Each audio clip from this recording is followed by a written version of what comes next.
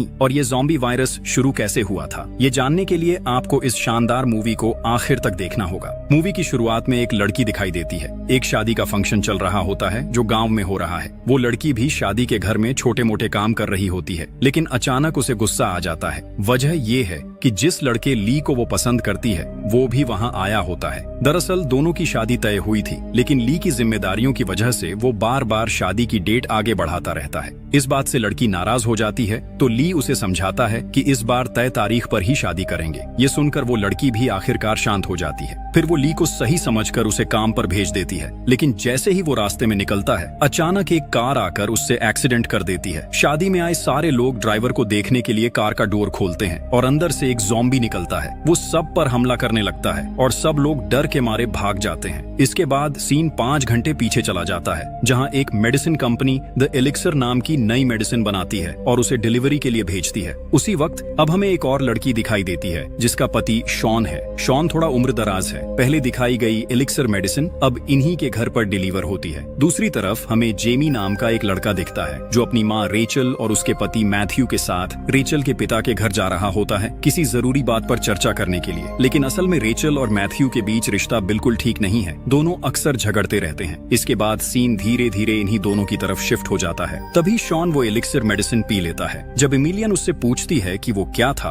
तो शॉन हंसकर कहता है कि बस एक मेडिसिन है और चुप हो जाता है। इसी वक्त हमें पता चलता है कि शॉन ने अपनी ही बेटी की उम्र की लड़की से शादी की है। दूसरी ओर मैथ्यू, रेचल और जेमी उसी घर में पहुंचते हैं जहां एमिलियन और शॉन रहते हैं, लेकिन रेचल को एमिलियन से बात करने में कोई दिलचस्पी नहीं होती। उसी घर में हमें एक लड़का डैनी दिखाई देता है जो वीडियो गेम खेल रहा होता है। थोड़ी देर बाद जेमी उसके साथ खेलने लगता है। तभी पता चलता है कि डैनी कोई और नहीं बल्कि रेचल का छोटा भाई है। धीरे धीरे सच सामने आता है। रेचल के पिता कोई और नहीं बल्कि वही शॉन है जिन्हें हमने शुरुआत से देखा था। स्नान करके बाहर आने के बाद शॉन जब खुद को आईने में देखता है तो वो हैरान रह जाता है, क्योंकि अभी कुछ देर पहले तक वो एक बूढ़ा आदमी था, लेकिन अब वो जवान दिखने लगा है। उसे समझ में आता है कि ये सब एलिक्सर मेडिसिन पीने के बाद ही हुआ है। दूसरी ओर मैथ्यू और रेचल आपस में बात कर रहे होते हैं और उनकी बातचीत से पता चलता है कि वो यहाँ प्रॉपर्टी के बारे में बात करने आए हैं। उसी वक्त मैथ्यू जेमी और डैनी को साथ खेलते हुए देखकर गुस्सा हो जाता है और डैनी को डांट देता है। मैथ्यू गुस्से में डैनी से कहता है, तू हमेशा बस गेम्स ही खेलता रहता है, कभी कुछ काम भी करता है क्या? लेकिन डैनी उसकी बात को बिल्कुल नजरअंदाज कर देता है। उधर एमिलियन जब शॉन को देखती है तो हैरान रह जाती है। उसे यकीन नहीं होता कि वो इतनी जल्दी इतना यंग कैसे दिखने लगा। शॉन बताता है कि उसने एलिक्सर मेडिसिन पी थी और उसी की वजह से ये बदलाव आया है। ये सुनकर एमिलियन खुश हो जाती है। थोड़ी देर बाद शॉन बाहर आता है और उसे देखकर रेचल और मैथ्यू दोनों भी शॉक हो जाते हैं। शॉन उन्हें सब कुछ बताता है और एक जरूरी बात कहता है, मैं कंपनी से रिटायर नहीं हो रहा, मैं अपना काम कंटिन्यू करूंगा। शॉन खुशी से कहता है, मैंने सोच लिया है ये जो एलिक्सर मेडिसिन है इसी को और ज्यादा बनाकर बेचूंगा। इससे ज्यादा अमीर इस दुनिया में कोई नहीं होगा। लेकिन ये सुनकर रेचल और मैथ्यू दोनों बहुत निराश हो जाते हैं, क्योंकि वो यहाँ प्रॉपर्टी के बंटवारे की बात करने आए थे। उन्हें उम्मीद थी कि कंपनी डिवाइड होगी और उसमें उनका भी हिस्सा मिलेगा। उसी वक्त हमें एक और बात पता चलती है। दरअसल एमिलियन और रेचल स्कूल के जमाने से बहुत करीबी दोस्त थीं, लेकिन बाद में एमिलियन ने कुछ ऐसा किया था जिससे दोनों के बीच दूरियां बढ़ गईं। असल वजह ये थी कि एमिलियन ने रेचल के पिता शॉन से शादी की थी, वो भी प्यार से नहीं बल्कि उसकी प्रॉपर्टी के लिए। यही कारण था कि रेचल को उससे हमेशा नफरत रही और वो उससे बात तक नहीं करना चाहती थी। धीरे धीरे दोनों के बीच बहस इतनी बढ़ जाती है कि घर में जोर जोर से झगड़ा शुरू हो जाता है। इसी बीच शॉन के शरीर में अजीब बदलाव आने लगते हैं। उसकी स्किन नीली पड़ने लगती है, वेन्स उभरने लगती हैं और उसका शरीर कांपने लगता है। कुछ ही देर में शॉन खुद को संभाल नहीं पाता और मुंह से खून उलट देता है, फिर जमीन पर गिरकर बेहोश हो जाता है। सब लोग डर जाते हैं और जब रेचल उसका पल्स चेक करती है तो समझ जाती है कि शॉन अब सांस नहीं ले रहा। सबके हाथ पैर फूल जाते हैं, उन्हें समझ नहीं आता अब क्या करना चाहिए। अचानक शॉन की आंखें खुल जाती हैं, लेकिन अब वो इंसान नहीं रहा, एक ज़ॉम्बी बन चुका है। वो तुरंत घर में काम करने वाले एक नौकर पर झपटता है और उसे काट लेता है। फिर वो एक सिक्योरिटी गार्ड पर हमला करता है और उसके मुंह पर खून उगल देता है, जिससे वो खून गार्ड के मुंह में चला जाता है। इसके बाद शॉन डैनी की तरफ बढ़ता है और उस पर हमला करने की कोशिश करता है। सब उसे रोकने की कोशिश करते हैं, लेकिन शॉन रुकता नहीं। उसी वक्त डैनी के हाथ में मौजूद बो गन गलती से ट्रिगर हो जाती है। शॉन जमीन पर गिर जाता है और वहीं उसकी मौत हो जाती है। ये सब देखकर एमिलियन फूट फूट कर रोने लगती है। पुलिस को बुलाने के लिए किसी को भेजा जाता है और एक आदमी कार लेकर स्टेशन की तरफ निकलता है। उधर बाहर डैनी बहुत दुखी बैठा होता है। उसे यकीन नहीं होता कि उसने गलती से अपने ही पिता को मार दिया। रेचल उसके पास आती है और उसे समझाने की कोशिश करती है, इसमें तेरी कोई गलती नहीं थी डैनी, वो अब कंट्रोल में नहीं था, तीर गलती से चला, भूल जा। लेकिन डैनी कितना भी सुन ले, उसका दिल अपराध बोध से भरा रहता है। इस बीच घर के अंदर हालात और भी बिगड़ने लगते हैं। शॉन ने जिस नौकर को काटा था वो अब पूरी तरह ज़ॉम्बी बन चुका है और सब पर हमला करने लगता है। एक एक करके वो घर में मौजूद लोगों को निशाना बनाने लगता है। बाहर खड़ी रेचल और डैनी ये सब खिड़की से देख लेते हैं। घर के सारे वर्कर्स अब ज़ॉम्बीज बन चुके होते हैं, ठीक शॉन की तरह। तभी एक ज़ॉम्बी रेचल पर झपटता है, लेकिन डैनी जल्दी से कार स्टार्ट करता है और उस ज़ॉम्बी को कुचल देता है। इसी बीच एमिलियन, मैथ्यू, जेमी और एक बचा हुआ वर्कर किसी तरह घर से भाग निकलते हैं। कुछ देर बाद रेचल और डैनी भी घर के अंदर जाते हैं, लेकिन उन्हें वहाँ कोई नहीं मिलता, सब गायब हो चुके होते हैं। दोनों घबराकर घर के अंदर लोगों को ढूंढते हैं। तभी अचानक एक और ज़ॉम्बी उनके सामने आता है और उन पर हमला करने के लिए दौड़ पड़ता है। रेचल और डैनी किसी तरह उस घर से भाग निकलते हैं। जैसे ही वो कार के पास पहुंचते हैं, वही ज़ॉम्बी जिसे उन्होंने पहले कुचला था फिर से उनकी तरफ बढ़ता है, लेकिन दोनों हिम्मत दिखाकर उससे बच निकलते हैं और कार लेकर वहां से निकल जाते हैं। उधर जो सिक्योरिटी गार्ड पुलिस को बुलाने गया था, उसके मुंह में शॉन का खून चला गया था और अब वो भी धीरे धीरे ज़ॉम्बी बन रहा होता है। गाड़ी चलाते वक्त उसका दिमाग काम करना बंद कर देता है। कार बेकाबू होकर उसी गांव की तरफ जाती है जहां शादी का फंक्शन चल रहा होता है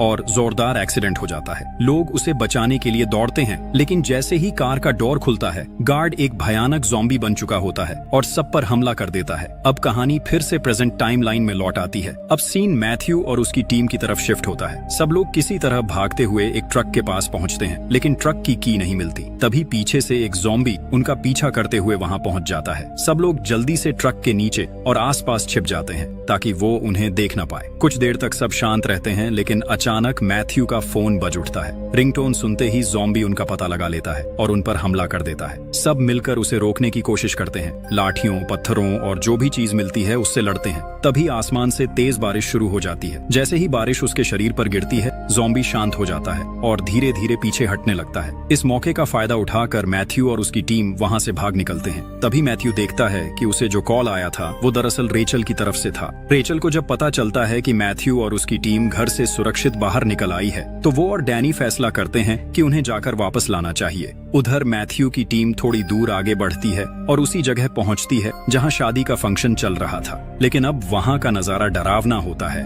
हर कोई ज़ॉम्बी बन चुका होता है। सब बहुत धीरे धीरे कदम बढ़ाते हुए आगे बढ़ते हैं ताकि किसी को पता न चले। तभी अचानक एक ज़ॉम्बी पीछे से आकर एक फीमेल वर्कर को पकड़ लेता है और उसे खींच ले जाता है। बाकी लोग किसी तरह दौड़कर पास के एक हॉल में घुस जाते हैं और गेट बंद कर देते हैं, जिससे ज़ॉम्बीज उनके पास नहीं आ पाते। इसी बीच डैनी और रेचल भी कार लेकर उसी फंक्शन वाली जगह पहुंचते हैं। रेचल और डैनी जब उस जगह पहुंचते हैं तो वहां का मंजर देखकर डर के मारे सन्न रह जाते हैं। पूरा इलाका ज़ॉम्बीज से भरा होता है। उधर घर के अंदर मैथ्यू, एमिलियन और बाकी दो लोग धीरे धीरे डोर बंद करके थोड़ा पानी पीते हैं और कुछ देर आराम करने की कोशिश करते हैं। तभी रेचल का कॉल आता है। वो कहती है, हम उस जगह पहुंच गए हैं जहां तुमने बताया था। तुम लोग कहाँ हो? मैथ्यू जवाब देता है, हम घर के अंदर हैं। ये सुनकर रेचल कार का हॉर्न बजाने लगती है ताकि उन्हें सिग्नल मिले, लेकिन उसके हॉर्न की आवाज सुनकर वहां मौजूद सारे ज़ॉम्बीज उसी दिशा में भागने लगते हैं। अब रेचल को एहसास होता है कि उसने बड़ी गलती कर दी है। उनके पास अब बस एक ही रास्ता बचता है, जल्दी से वहां से भाग निकलना। ज़ॉम्बीज अब लगातार उन्हें फॉलो करते रहते हैं। पीछे से उनकी चीखें और कदमों की आवाज सुनाई देती रहती है। उधर मैथ्यू, एमिलियन और जेमी तीनों को लगता है कि बाहर अब ज्यादा ज़ॉम्बीज नहीं बचे हैं, तो वो धीरे धीरे बाहर निकलते हैं ताकि वहां से भाग सके। जैसे ही वो कार के पास पहुंचते हैं, उन्हें पता चलता है कि कार एक्सीडेंट में पूरी तरह खराब हो चुकी है। इतने में पीछे से कुछ बचे हुए ज़ॉम्बीज उनकी तरफ बढ़ने लगते हैं। तीनों किसी तरह भागते हुए पास के एक घर तक पहुंचते हैं। एमिलियन और जेमी जल्दी से अंदर घुस जाते हैं, लेकिन मैथ्यू पीछे रह जाता है। वो एक ज़ॉम्बी से लड़ने के लिए रुकता है। जबरदस्त फाइट के बाद मैथ्यू उस ज़ॉम्बी को मार देता है, लेकिन लड़ाई में खुद भी बुरी तरह घायल हो जाता है। मैथ्यू किसी तरह घर के अंदर लौट आता है, लेकिन उधर रेचल और डैनी अपनी कार में आगे बढ़ रहे होते हैं। दोनों के चेहरे पर भारी टेंशन होती है। उन्हें पछतावा होता है कि वो बाकी सबको पीछे छोड़ आए। रेचल मोबाइल देखते हुए रास्ता ट्रैक करने की कोशिश करती है, लेकिन तभी उनकी कार का एक्सीडेंट हो जाता है। गाड़ी जोर से पलट जाती है। उसी वक्त वहाँ से एक ट्रक ड्राइवर गुजर रहा होता है, जो जो तुरंत रुककर उनकी मदद के लिए दौड़ता है। लेकिन जैसे ही वो उन्हें बाहर निकालने लगता है, पीछे से वही ज़ॉम्बीज जो डैनी और रेचल की कार को फॉलो कर रहे थे वहां पहुंच जाते हैं। कुछ ही पलों में वे ट्रक पर चढ़ जाते हैं और उसमें बैठे लोगों पर हमला करने लगते हैं, सबको इन्फेक्ट करते हुए। कुछ ही देर में ट्रक के सारे लोग इन्फेक्टेड हो जाते हैं। किसी तरह रेचल और डैनी वहां से भाग निकलते हैं और सड़क के दूसरे छोर की तरफ दौड़ते हैं। उधर घर के अंदर इमिलियन, मैथ्यू और जेमी छिपे बैठे होते हैं। मैथ्यू के शरीर पर बहुत सारा खून लगा होता है, तो इमिलियन एक कपड़ा लेने अंदर जाती है ताकि उसका जख्म साफ कर सके। लेकिन तभी मैथ्यू को सच्चाई समझ में आ जाती है, वो भी अब ज़ॉम्बी बाइट का शिकार हो चुका है। उसकी आंखों में आंसू आ जाते हैं। वो अपने बेटे जेमी का हाथ पकड़कर कहता है, मैं तुम दोनों से बहुत प्यार करता हूं।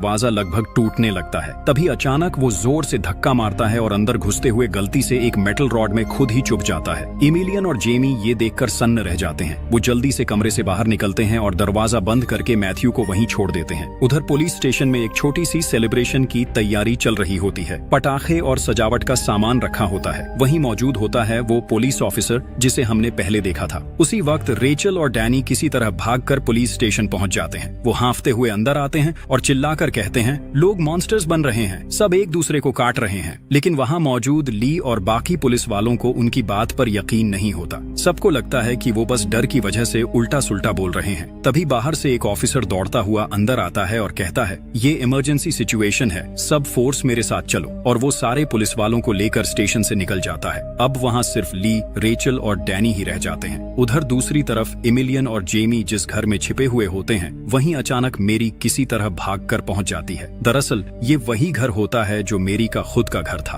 वो जिंदगी बचाते हुए ज़ॉम्बीज से भागती भागती यहाँ तक पहुंची होती है। मेरी किसी तरह घर के अंदर छिपी रहती है, जबकि बाहर भेजी गई पुलिस टीम हालात चेक करने निकलती है। लेकिन जैसे ही वो बाहर पहुंचते हैं, वहाँ का नजारा देखकर सब डर जाते हैं। लोग एक दूसरे को खा रहे होते हैं, सड़कों पर खून और चीखें गूंज रही होती हैं। पुलिस वाले भी भीड़ को कंट्रोल करने की कोशिश करते हैं, लेकिन अचानक ही भीड़ उन्हीं पर हमला कर देती है। कुछ ही सेकंड में सारे पुलिस वाले या तो मर जाते हैं या इन्फेक्टेड हो जाते हैं। उधर मेरी फोन उठाकर ली को कॉल करती है और कांपती हुई आवाज में कहती है, सब मर गए, मैं अकेली बची हूँ। उसी वक्त बाहर भेजे गए पुलिस वालों में से एक किसी तरह बचकर स्टेशन लौट आता है। ली और रेचल उसे अंदर लाते हैं, लेकिन जल्द ही उन्हें शक होता है। उसके चेहरे पर घाव और आंखों में अजीब लाली होती है। तभी वो ऑफिसर कांपने लगता है और उस पर इन्फेक्शन का असर दिखने लगता है। डैनी ये सब देखकर डर जाता है, लेकिन तुरंत ली के पास रखा गन उठाता है और उस ऑफिसर को शूट कर देता है। ली बहुत गुस्से में डैनी से पूछता रहता है, तूने गोली क्यों मारी? लेकिन तभी वो मरा हुआ ऑफिसर अचानक हिलने लगता है और कुछ ही पलों में फिर से जिंदा होकर एक भयानक ज़ॉम्बी बन जाता है। वो तुरंत ली, रेचल और डैनी पर झपट पड़ता है। सब लोग डर जाते हैं, लेकिन हिम्मत दिखाते हुए मिलकर उससे लड़ते हैं। लंबी जद्दोजहद के बाद वो किसी तरह उसे पकड़कर एक सेल के अंदर बंद करने में कामयाब हो जाते हैं। अब ली को धीरे धीरे समझ आने लगता है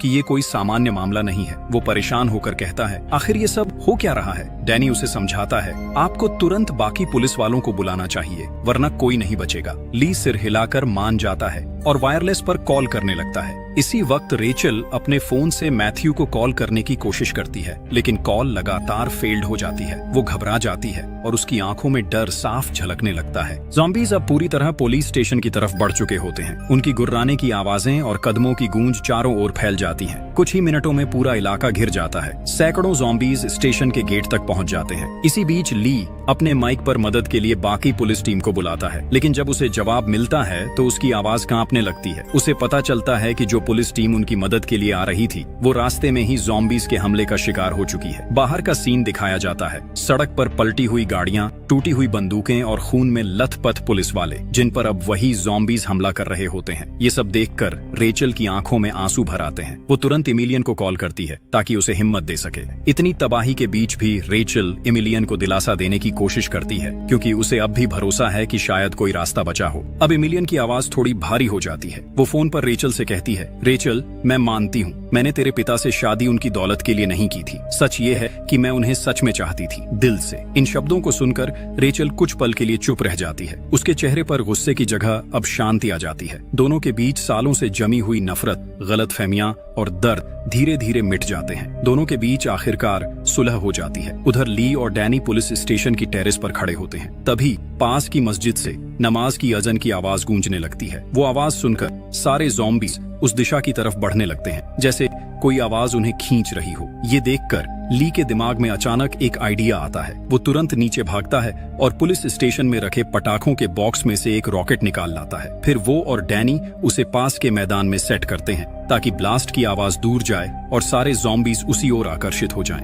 आवाज इतनी तेज होती है कि दूर दूर तक सुनाई देती है और कुछ ही पलों में स्टेशन के आसपास का इलाका लगभग खाली हो जाता है। इसी दौरान सड़क पर एक ट्रक और 2 बाइक्स दिखाई देते हैं। यही उनके भागने का एकमात्र मौका होता है। लेकिन अब तक पूरे इलाके में जितना इन्फेक्शन फैल चुका होता है वो उनकी कल्पना से कहीं ज्यादा होता है। पुलिस स्टेशन के चारों ओर सैकड़ों ज़ॉम्बीज अब भी घूम रहे होते हैं। ली, रेचल और डैनी जल्दी जल्दी अपनी तैयारी करने लगते हैं। उनका पूरा प्लान अब साफ होता है। पहले पटाखों से ज़ॉम्बीज को और दूर ले जाना है, फिर उसी मौके का फायदा उठाकर सड़क पर खड़े ट्रक और बाइक्स को पकड़ना है। इसके बाद सब लोग वहां से निकलकर एमिलियन, जेमी और मैरी तक पहुंचना चाहते हैं ताकि उन्हें साथ लेकर इस शहर से हमेशा के लिए भाग सकें। ली थोड़ी देर रुकता है, फिर मैरी को रेडियो पर कॉल लगाता है और कहता है, हम निकलने की तैयारी कर रहे हैं, तैयार रहो, हम तुम्हें लेने आ रहे हैं। जैसे ही सिग्नल दूं, बाहर निकलना। फिर वो बाहर झांकता है। चारों तरफ अंधेरा और अनगिनत ज़ॉम्बीज घूम रहे होते हैं। सब धीरे धीरे चलते हुए स्टेशन का दरवाजा थोड़ा खोलते हैं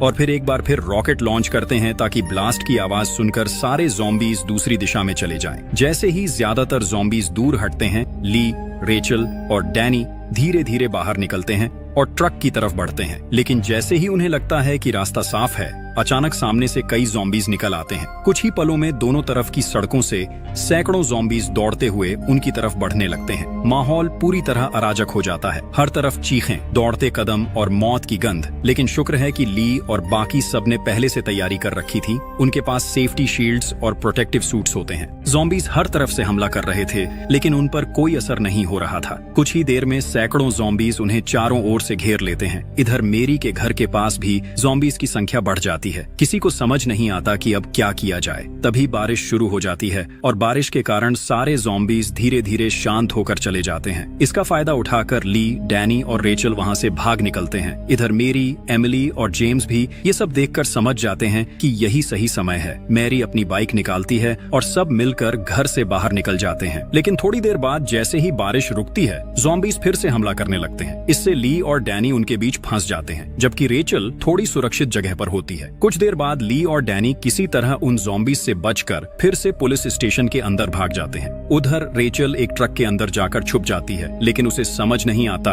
कि इसे कैसे स्टार्ट किया जाए। डर और बेबसी में वो रोने लगती है क्योंकि अब उसे लगता है कि वो यहीं फंस गई है। ठीक उसी समय मैरी और उसकी टीम के लोग उसी रोड पर पहुंच रहे होते हैं। थोड़ी देर बाद मैरी और उसकी टीम वहां पहुंचती है, लेकिन ट्रक के पास ज़ॉम्बीज को देखकर वो रुक जाते हैं। रेचल जब उन्हें देखती है तो समझ जाती है कि वो और कोई नहीं, एमिली और जेमी है। तभी ज़ॉम्बीज मैरी की टीम को देखकर उनकी तरफ बढ़ने लगते हैं। ये देखकर रेचल एक रॉकेट दूसरी दिशा में ब्लास्ट कर देती है, जिससे सारे ज़ॉम्बीज उस ओर भाग जाते हैं। इसके बाद वो अपने बेटे जेमी और एमिली से मिलती है और बहुत खुश हो जाती है। लेकिन तभी एक ज़ॉम्बी अचानक उनके पास पहुंच जाता है। बड़ी मुश्किल से वो उसे मार गिराते हैं और सब ट्रक के अंदर आ जाते हैं। फिर मैरी ली को कॉल करके बताती है कि वो सब अब सेफ हैं। फिर एमिली ट्रक स्टार्ट करती है और सामने आ रहे सारे ज़ॉम्बीज को कुचलते हुए पुलिस स्टेशन की तरफ बढ़ती है। लेकिन थोड़ी ही देर में ब्रेक फेल हो जाता है। ट्रक का कंट्रोल उसके हाथ से निकल जाता है और वो सीधा जाकर पुलिस स्टेशन की दीवार से टकरा जाती है। हादसे के बाद सब बाहर निकलकर देखते हैं तो पता चलता है कि टकराने की वजह से डैनी का पैर एक लोहे के बॉक्स के नीचे फंस गया है। सब लोग मिलकर उसे निकालने की कोशिश करते हैं, लेकिन चाहे जितनी कोशिश करें उसका पैर बाहर नहीं निकल पाता। तभी टूटी हुई दीवार की दरार से ज़ॉम्बीज भी अंदर घुसने लगते हैं। तभी एक ज़ॉम्बी अंदर आकर उन सब पर हमला कर देता है। सब मिलकर उससे लड़ते हैं और बड़ी मुश्किल से उसे शूट करके मार गिराते हैं, लेकिन डैनी का पैर अभी भी फंसा रहता है। हालात देखकर डैनी कहता है, तुम लोग निकल जाओ। उधर ली और मैरी पर भी सारे ज़ॉम्बीज हमला कर देते हैं। फिर भी ली हार नहीं मानता है। ली अपने पास रखा हुआ अंगूठी मैरी को देता है और वो उसे पहन लेती है। दोनों जानते हैं कि अब उनका अंत करीब है। आखिरी सांसों में ही दोनों एक दूसरे से शादी कर लेते हैं और साथ ही मर जाते हैं। उधर डैनी का पैर अब भी फंसा होता है और चारों तरफ ज़ॉम्बीज बढ़ते जा रहे होते हैं। हालात देखकर डैनी कहता है, तुम लोग यहाँ से निकल निकल जाओ। सबको ये बात पसंद नहीं आती, लेकिन उनके पास कोई और रास्ता नहीं होता, इसलिए वो मजबूरी में वहाँ से चले जाते हैं। जैसे ही सारे ज़ॉम्बीज़ डैनी के पास पहुँचते हैं, वो पास में रखे पटाखों के ट्रक का पेट्रोल टैंक खोल देता है, जिससे एक बड़ा धमाका होता है। धमाके में सारे ज़ॉम्बीज़ मर जाते हैं। इसी बीच बाकी तीनों किसी तरह बाहर निकल जाते हैं। बाहर निकल आने के बाद सब बहुत दुखी होते हैं, क्योंकि डैनी ने उन्हें बचाने के लिए अपनी जान कुर्बान कर दी थी। उसी गम में सब एक दूसरे को संभालते हुए रोड के पास पहुंचते हैं और वहां खड़ी बाइक्स को चेक करने लगते हैं। तभी रेचल को एहसास होता है कि उसे भी एक ज़ॉम्बी ने काट लिया है। वो अपने बेटे के पास जाकर कहती है, मैं अब तुम्हारे साथ नहीं जा पाऊंगी, तुम हिम्मत से एमिली आंटी के साथ चले जाना, मैं तुम्हें बहुत प्यार करती हूँ, कभी डरना मत, हमेशा सुरक्षित रहना। ये सुनकर उसका बेटा जोर जोर से रोने लगता है और एमिली की आंखों में भी गहरा दुख भर जाता है। ये सब इसलिए हो रहा होता है क्योंकि कभी वो दोनों बहुत क्लोज फ्रेंड्स थे। अब वो लड़की कहती है कि तुम दोनों यहाँ से भाग जाओ, लेकिन अभी भी जिंदा जैसे दिखने वाले ज़ॉम्बीज़ उनकी तरफ बढ़ते जा रहे होते हैं। कोई और रास्ता न देखकर एमिली जेमी को लेकर बाइक से निकल जाती है। रेचल चाहती है कि वो ज़ॉम्बीज़ उनके पीछे न जाए, इसलिए वो अपने पास पटाखों का धमाका करती है ताकि सारे ज़ॉम्बीज़ उसी की तरफ आ जाएं। और ज़ॉम्बी बनने से पहले ही रेचल खुद को शूट करके जान दे देती है। इसके बाद हमें दिखाया जाता है कि एमिली और जेमी बाइक से तेजी से वहाँ से निकल जाते हैं। दोनों पीछे मुड़कर देखते हैं तो पूरा इलाका आग और धुएं से भर चुका होता है। रेचल की कुर्बानी की वजह से वो दोनों बच जाते हैं, लेकिन रास्ते में हर तरफ फैले ज़ॉम्बीज़ देखकर उन्हें समझ आता है कि अब ये खतरा खत्म नहीं हुआ है, बल्कि अब तो ये पूरी दुनिया में फैलने वाला है। बाइक से